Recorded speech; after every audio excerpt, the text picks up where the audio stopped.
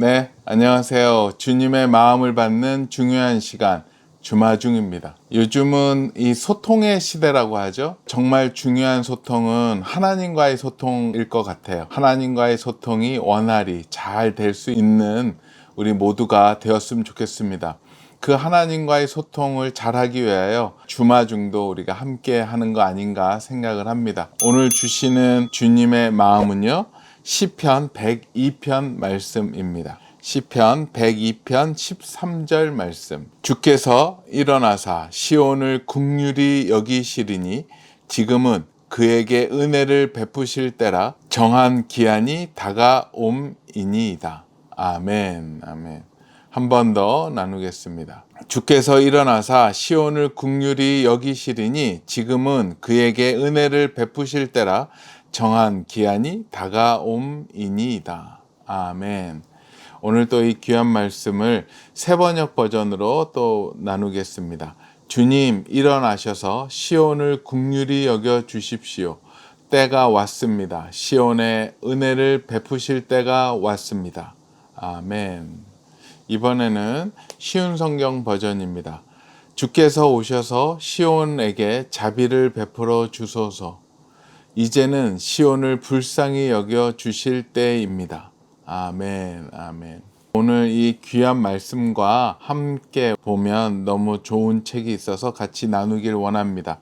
섭리하심이라는 책인데요. 이 책은 선한 목자교회 새로운 담임 목사이신 김다위 목사님의 책입니다. 이제까지 여호와 일에 되시는 하나님의 그 인도하심과 보호하심과 은혜 내려주심을 김다희 목사님이 자전적 이야기와 함께 말씀을 잘 나눠주셨어요. 우리 삶에 있어서 일어나는 여러 가지의 일들이 좀 이해되지 않고 받아들이기 힘든 분들이 있다면 이 책을 보시면 하나님의 큰 은혜와 그 섭리하심에 대해서 새롭게 알아가는 귀한 도구가 되지 않을까 생각합니다. 오늘 같이 나눌 글의 제목은요, 은혜가 내게 다가오고 있다. 하나님이 느껴지지 않을 때가 믿음을 키울 순간이다. 사도 바울은 자신에게 일어난 일들이 오히려 복음을 진전시키는 데 도움이 되었다고 고백한다. 그리스도인들은 주께서 만물을 주관하시고 섭리하심을 믿기에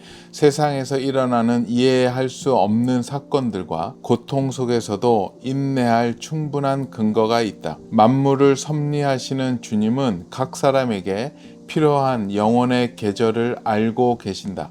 언제 봄이 오고 여름이 오고 가을이 왔다가 겨울이 오는지 그분은 그 인생을 향한 영혼의 계절을 다스리신다. 하나님은 은혜를 거두실 때도 있고 베푸실 때도 있다. 정한 기한이 있기 마련이다. 사람은 주께서 정한 기한을 알 수 없다. 그렇기 때문에 신자에게 가장 어두운 순간은 종종 가장 위대한 성화의 기회가 되기도 한다. 하나님의 부재라고 느껴지는 시기, 어두움의 터널을 지나가는 시기가 도리어 그 신자가 더욱 주의 성품을 닮아가도록 형성되는 시기다. 이때 정말 중요한 것은 주님은 결코 약속을 저버리지 않으시며 주님은 정말 선하신 분이라는 점을 믿는 것이다. 그리고 주를 간절히 찾으며 기다려야 한다. 온전히 주님을 주목해야 하고 그분께 시선을 맞추어야 한다.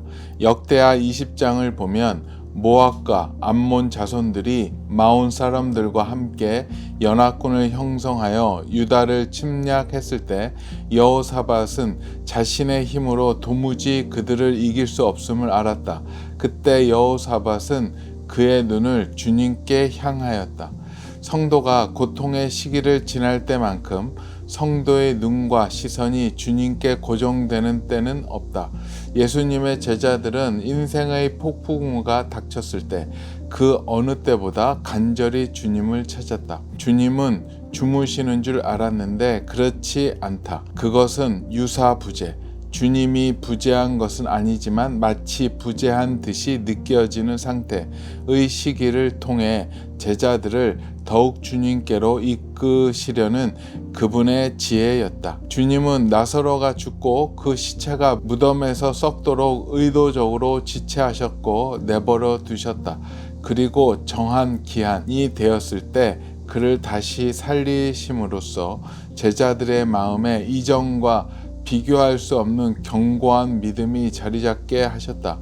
부활의 표적을 보이심으로 다가올 부활을 맛보게 하신 것이다. 나에게는 아내가 죽다 살아난 것이 꼭 풍랑을 만난 제자들, 죽었다가 살아난 나사로의 경험과 흡사했다. 비록 간접적인 경험이었지만 주님은 고난마저도 성화의 길로 이끄시는 도구로 삼으시는 섭리를 베풀어 주셨다. 주님은 의도적으로 잠시 그곳에 있지 않으셨고 이는 우리로 하여금 믿게 하시려는 뜻이었다. 하나님은 우리의 실패도 허용하시고 고난도 허락하셔서 우리의 교만과 자만을 버리게 하신다. 그리고 예수님처럼 온유와 겸손의 옷을 입게 하신다. 그리고 삶에서 무엇이 중요한지 삶의 우선순위를 재정립하게 하신다. 아멘. 인생을 살아가다 보면 갑자기 주님과 소통을 잘 하다가도 단절이 되는 시기가 찾아오는 것 같아요. 여러 가지의 그 상황 때문에, 문제 때문에 갑자기 연결이 끊겨요. 아예 하나님 존재 자체가 안 느껴질 때가 있죠. 그 순간이 어찌 보면 가장 큰 인생의 위기의 때인 것 같아요. 왜냐하면 하나님께 소통을 못 받기 때문에 내가 어디로 가야 될지, 무엇을 조심해야 될지도 모르는 상황이기 때문에. 그렇지만 만약에 그게 끊어진 거를 내가 깨닫고 내가 정말로 위기라고 생각을 하는 순간 가장 큰 또 기회가 되는 것 같아요. 하나님과 소통이 끊어졌을 때 우리가 간절히 찾기 때문에 말씀을 찾든 기도를 하든 하나님과의 소통을 다시 잇기 위하여 우리가 이렇게 지나는 것 같아요.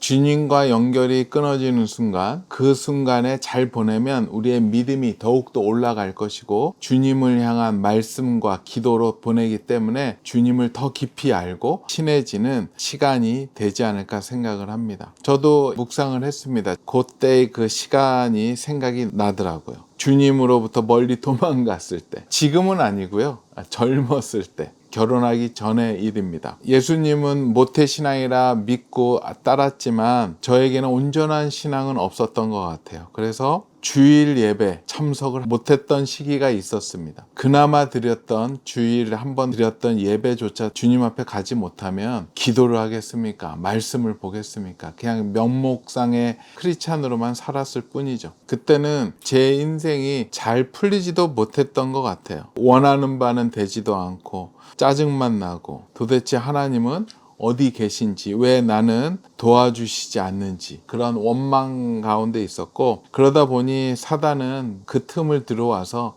저에게 항상 유혹을 합니다. 친구들과 주말에 밤새 놀 때도 많았고, 그러면은 주일 성수를 할 수 없는 상황 가운데로 자꾸만 몰고 갔었던 것 같아요. 이제 주일을 한 3주 정도 이래저래 이유로 못 갔던 것 같아요. 하지만 모태신앙은 그건 있어요. 주일날 하나님이 원하시는 걸 하지 못했을 때 오는 그 마음의 찜찜함, 뭔가 벌을 받을 것 같은 두려움, 그게 어릴 때서부터 주일학교 출신들은 그런 마음이 좀 있어서 좀 마음이 힘들었었어요. 그래서 뭔가 기도를 해도 뭔가 하나님의 따뜻한 말소리, 또 위로의 말씀, 용서의 말씀은 들리기는커녕 비아냥거리는 소리만 들렸던 것 같아요. 사단의 참소, 너 그냥 하던 대로 해, 좀 양심이 있어라, 그렇게 세상에서 놀면서 네가 예배당에 나오는 게 맞겠니? 너는 이제 버려졌어, 막 이런 생각들. 주님과 소통도 없고 완전 단절된 그 느낌과 더불어서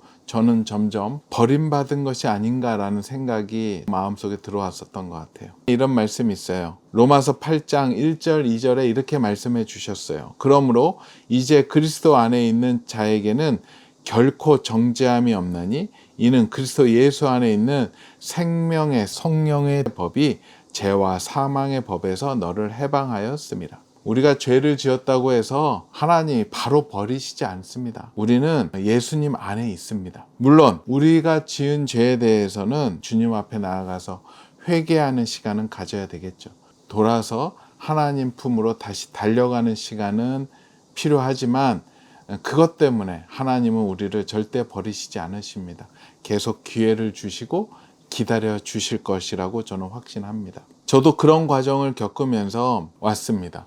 돌이키고 또 돌이킬 용기도 없었을 때 또 주님은 기다려 주시고 또 기다려 주시면서 다시 돌이키게 되고, 그러면서 저에게 두 가지 선택의 순간이 다가오더라고요. 맞기 전에 돌아오느냐, 맞고 돌아오느냐인 것 같아요. 뭔가 우리가 죄를 지었을 때 우리가 그걸 깨닫고 하나님의 손길이 직접 톡톡 치기 전에 우리가 알아서 돌아오느냐, 아니면은 그럼에도 불구하고 끝까지 버팅기다가 하나님의 손길에 이끌려서 돌아오느냐. 많은 사람들이 맞기 전에 돌아가야 된다는 건 알지만 또 살다 보면 그렇게 잘 안 돼요. 죄도 짓다 보면 재미도 느껴지고, 죄를 짓고 나서 나한테 어떠한 하나님의 터치가 이루어지지 않으면 죄를 져도 되나 보다라는 용감함도 생기기도 해요. 여러분들 빨리 선택하십시오. 저처럼 얻어맞고 돌아오지 마시고요. 맞기 전에 돌아오십시오. 한 3주 정도 교회를 다니지 못했을 때 그 찜찜한 마음이 있었는데 하나님이 기다리시다가 도저히 안 되셔서 저를 톡톡 치셨어요. 그때 교통사고가 크게 났는데 아마 그때 소형차 기아 프라이드를 운전할 때였는데요. 그때 좀 피곤했었던 것 같아요. 그렇게 세상에서 놀다가 일을 하려니 피곤할 수밖에 없었죠. 또 일도 좀 힘들었고, 그러다가 잠깐 졸았던 것 같아요. 잠깐 졸아서 핸들을 놓쳐서 중앙선을 침범했었던 것 같아요. 이수교차로 있는 근처에 아마 거기 소방서 있는 그 앞에서 사고가 났나 그랬을 거예요. 지금도 생각이 나는데, 잠깐 중앙선을 침범했는데 맞은편에서 오던 덤프 트럭이 있었어요. 굉장히 큰 트럭이 있었고, 그 트럭과 거의 정면 충돌할 뻔했다가 그냥 갑자기 눈을 뜨면서 핸들을 꺾으면서 측면을 충돌을 하게 되었죠. 그래서 그 덤프 트럭이랑 비끼면서 충돌했으니 다행이지만 거의 반파가 되면서 날아가듯이 자동차가 옆으로 튕겨 나갔죠. 나가서 옆에 있었던 차도 충돌을 하고 인도 쪽으로 가서 이제 쑤셔 박히게 되었죠.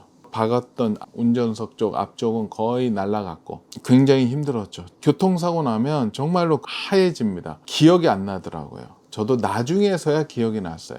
아까 무슨 일이 있었지 생각을 하면서. 그래서 저는 뻥 하는 순간, 그때 순간적으로 막 여러 가지 필름이 확 돌아가더라고요. 3주째 주일날 교회에 가 있어야 될 자리에 있지 않고 세상에서 놀았던 저의 그런 패역한 모습들이 확 지나가면서 내가 지금 주님 앞으로 가는 건가?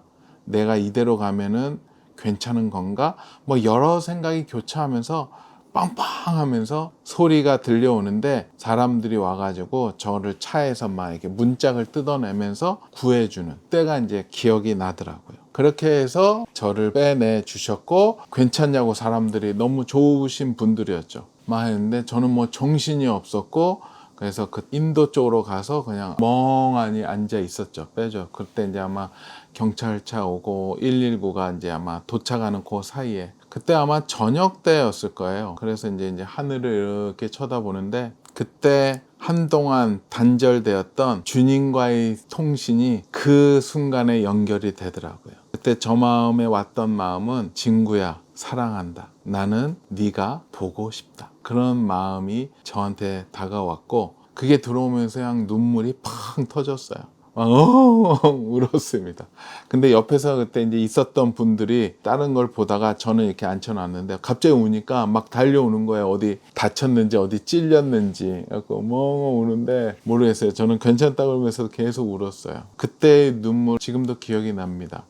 여러 가지의 감정이 교차했었던 것 같아요. 살려주심에 대한 감사가 있었고, 하나님의 그런 마음이 들어온다는 거에 대한 감사가 있었고, 다시 하늘이 열렸다라는 그 안도의 마음도 있었고요. 여러 가지의 마음이 교차했고 회개의 눈물도 있었던 것 같아요. 주님 정말 죄송해요. 다시는 안 그럴게요. 이제 그랬던. 그 다음서부터는 주일날 빠지지 않습니다. 지금 이때까지. 그때의 너무 큰 경험이 있었기 때문에. 너무나도 감사했던 게 뭐냐면, 저 프라이드 자동차는 거의 반파가 되었고 그 앞에 차량도 좀 많이 파손이 됐는데, 다행스럽게 다친 분들은 아무도 인사사고는 없었어요. 왜냐하면 그 덤프트럭은 차가 높잖아요. 저 프라이드가 뭐 해봤자 그분은 별로 안 다쳤고, 그 옆에 가서 부닥쳤던 차도 그냥 서 있는 차 뒤에 가서 부닥쳤기 때문에 그분도 아무런 상처가 없고, 차들만 좀 다쳤지 하나님이 이렇게 싹 손으로 보호하셔서 잡아주신 것 같아요. 정말로 그 일을 통해서, 그 큰 일을 통해서 하나님의 사랑을 깊이 알았던 그 시간이 되었고, 이제는 더 이상 주님의 손 안에서 도망가지 못하는 아들이 되었죠. 저에게는 은혜가 다가왔었던 것 같아요. 하나님을 제대로 예배하지도 못했고 떠나갔었지만, 하나님이 사랑하는 사람은 이렇게 톡톡 쳐서 옵니다. 그래서 항상 얘기하는 게 맞기 전에 돌아오자. 그 사고 나지 않고 정말로 회개하고 돌이켜서 주님께 갔다면 그런 사고는 안 났을 것 같은데, 그렇지 않고 한 주, 두 주, 세 주를 막 이렇게 제껴버리니까 하나님이 사랑하는 아들아 일로 와라 라고 하신 것 같아요. 그 사고로 인해 주님과 막혔던 소통이 열리고, 그것을 통해서 더 깊은 은혜를 받게 되었고요. 그 은혜가 30년 후에 이렇게 주마중으로 나눌지는 누가 알았겠습니까? 또 이렇게 나누는 간증을 통해서 은혜 받는 분도 있을 거고, 지금 세상으로 갔다가 저 얘기를 듣고 맞기 전에 다시 돌아오는 분도 있을 거고, 이것이 섭리가 아닌가 생각을 합니다. 하나님의 놀라운 섭리. 하나님의 사람들은 하나님이 절대 내버려 두지 않습니다. 기다려는 주시는데, 기다려 주시는 그 기간 내에 돌아오십시오. 멀리 가셨던 우리 주마중 식구들이 있으세요? 빨리 돌아오십시오. 하나님이 콜하시기 전에 빨리 돌아오셔서 무릎 꿇고 엎드리십시오. 그리고 감사하다고 하시면 우리에게 다가올 그런 시험들은 아마 없고, 그냥 너무나도 좋게 주님 앞으로 가시지 않을까 생각을 합니다. 주님의 은혜의 때가 있는 것 같아요. 저에게는 정말로 어둠 같은 그 시기였지만, 그 일을 통해서 하나님을 깊이 만나게 되었고, 주님 앞에 나아가서 기쁘게 예배하는 것이 아마 그때서부터 시작이 된 거 아닌가 생각을 하게 됩니다. 기대하십시오. 하나님의 은혜를. 우리 선하신 하나님을 신뢰할 때 그 정한 기한 때에 맞춰서 은혜가 우리에게 방문하지 않을까 저는 생각합니다. 오늘 본문 가운데 은혜가 됐던 글이 있어서 한 번 더 나누고 가려고 합니다. 성도가 고통의 시기를 지날 때만큼 성도의 눈과 시선이 주님께 고정되는 때는 없다.